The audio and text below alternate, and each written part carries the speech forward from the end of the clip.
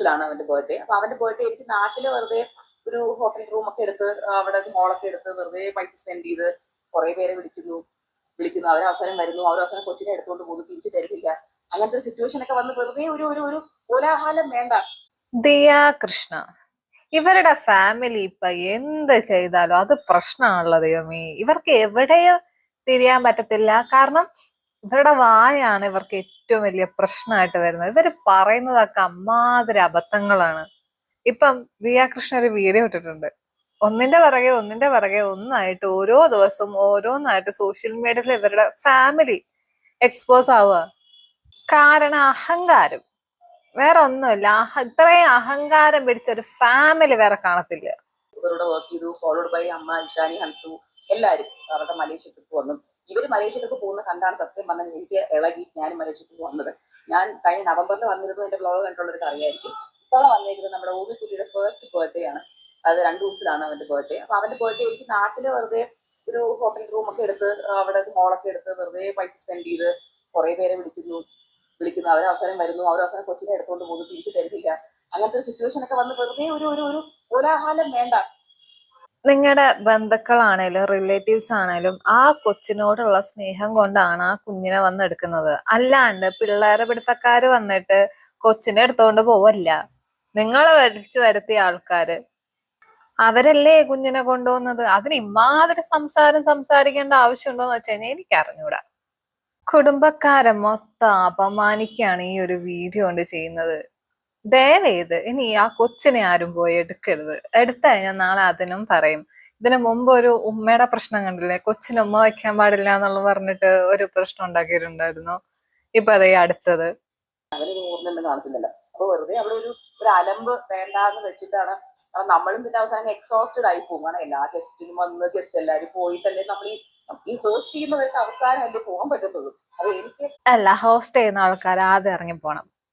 ഞങ്ങളൊക്കെ അങ്ങനെ ചെയ്യുന്നത് അല്ല. പിന്നെ ആ കൊച്ചിന്റെ 1ാമത്തെ ബർത്ത്ഡേ അത് ആഘോഷിക്കണം എന്നുള്ളത് എല്ലാവർക്കും ആഗ്രഹം ഉണ്ടാവും. അശ്വിന്റെ കുടുംബത്തിന് ആഗ്രഹം ഉണ്ടാവും, നിങ്ങളുടെ കുടുംബത്തിന് ആഗ്രഹം ഉണ്ടാവും.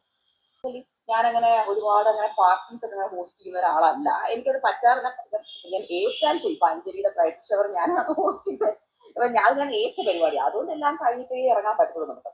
പക്ഷെ ഇത് പോകുമ്പോഴത്തേക്ക് നമ്മള് എന്താ പറയാ, എല്ലാവരും വന്ന് കഴിച്ച് ഫോട്ടോ ഒക്കെ എടുത്ത് പോയിട്ടേ നമുക്ക് ഇറങ്ങാൻ പറ്റത്തുള്ളൂ. അപ്പൊ എനിക്കത് ആലോചിച്ചപ്പോൾ ഞാൻ ട്രോമറ്റൈസ് ആയിട്ട് അശ്വരാവുന്നത് മാറ്റുള്ളൂ. അപ്പൊ തന്നെ നല്ലൊരു ഫങ്ഷൻ, ആദ്യത്തെ കുഞ്ഞിന്റെ ആദ്യത്തെ ബർത്ത്ഡേ അത് ആഘോഷിക്കുന്നതിനെ കുറിച്ച് ആലോചിച്ചപ്പം അതിന് മാത്രം എന്തിരിക്കുന്നു അതില്. ഒരു ഫങ്ഷൻ നടത്തുന്നു, അതോ എന്റെ മാത്രം കുഞ്ഞ്, വേറെ ആരും എടുക്കാൻ പാടില്ല, തൊടാൻ പാടില്ല, പിടിക്കാൻ പാടില്ല എന്നുള്ള ഒരു മൈൻഡ് സെറ്റ് ആണോ? അതാണെങ്കിൽ അത് ഓപ്പൺ ആയിട്ട് പറയാ, എന്റെ കുഞ്ഞിനെയാണ്, എന്റെ കുഞ്ഞിനെ ആരും തൊടുന്നതോ എടുക്കുന്നതോ കൊണ്ടു നടക്കുന്നതോ എനിക്ക് ഇഷ്ടമല്ല. ആ പ്രശ്നം അവിടെ തീർന്നു. ഇതൊരുമാതിരി വളച്ച് ചുറ്റി കൊണ്ടുവന്നിട്ട് എന്തിന്? അപ്പൊ അതിനേക്കാൾ ഇപ്പൊ അശ്വിനായാലും അത് താല്പര്യമില്ല. അശ്വിനും ഇതുപോലെ ഒന്ന് പ്രൈവറ്റ് ആയിട്ട് നമ്മൾ 3 പേരും എവിടെ. അശ്വിന്റെ കാര്യം പിന്നെ പറയണ്ട. സോഷ്യൽ മീഡിയയിൽ മൊത്തം ഇപ്പൊ അശ്വിനെ ട്രോളിക്കൊണ്ടിരിപ്പുണ്ട്. സ്വന്തം കുടുംബത്തിനെ ബർത്ത്ഡേ വിളിച്ചിട്ടില്ല, ആ വീട്ടില് അശ്വിനൊരു വിലയില്ല, ചക്കയാണ് മാങ്ങയാണെന്ന് പറഞ്ഞിട്ട് അശ്വിൻ ഇപ്പം ഭയങ്കരമായിട്ട് ട്രോള് കിട്ടുന്നുണ്ട്. ഇച്ചിരൂടെ വലുതായിട്ട് എനിക്ക് റിമെമ്പേഴ്സ് ഒക്കെ അവന്റെ ബർത്ത്ഡേ, ഇപ്പൊ അവന് വേണ്ട കേക്ക് അങ്ങനെ വേണം, അവനെ ടോയ്സ് അങ്ങനെ വേണം എന്നൊക്കെ പറയുമ്പോൾ നമുക്ക് അഫ്കോഴ്സ് അങ്ങനെ ചെയ്തു കൊടുക്കാൻ പറ്റും. എല്ലാവരെയും വിളിച്ച് അവനൊരു ടിക്കറ്റ് കിട്ടട്ടെ, എന്റർടൈൻമെന്റ് ആവട്ടെ എന്ന് വിചാരിക്കാം. പക്ഷെ ഇതിപ്പോ എല്ലാവരും ഗിഫ്റ്റ് കൊണ്ട് വന്നാലും അവ അത് മൈൻഡ് പോലും കേട്ടില്ല. അവനാകെ വീട്ടിലുള്ള 1-2 ചട്ടിക്കല്ലോ വെക്കാൻ അവന് ഇഷ്ടം. നമ്മൾ അവരുടെ കൂടെ പറക്കി എടുത്ത് ഫ്ലാറ്റിൽ കൊണ്ട് വെക്കണം. അവനെ ഫ്ലാറ്റ് എടുത്ത് പൊടി പിടിക്കും. അവനത് വേറെ ആർക്കെങ്കിലും എടുത്ത് കൊടുക്കണം.